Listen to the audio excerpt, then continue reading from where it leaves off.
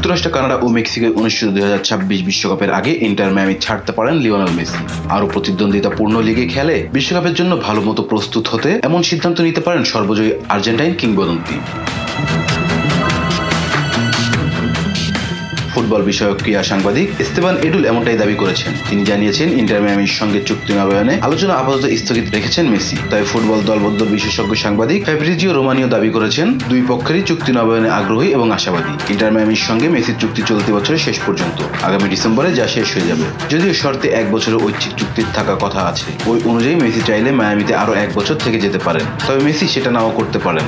এর পেছনে অন্যতম কারণ মেজর লিগের দীর্ঘ ছুটি। যুক্তরাষ্ট্রের লিগ অক্টোবরে শেষ হয়ে যায়, নতুন মৌসুম শুরু হয় ফেব্রুয়ারি-মার্চে, যার অর্থ প্রায় 4 মাসের ছুটি।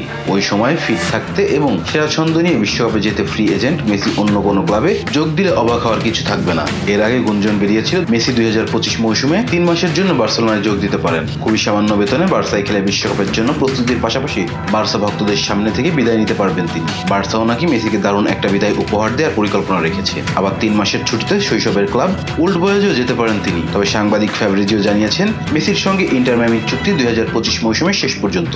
বাস্তবতা হচ্ছে, এরপর দুই পক্ষই সম্পর্ক এগিয়ে নিয়ে যেতে আগ্রহী। সেজন্য সময় বুঝে প্রয়োজনীয় পদক্ষেপ নেওয়া হবে। রেজান ইসলাম, বিস্পোর্ট। Please subscribe our channel to get more information about Cricket World.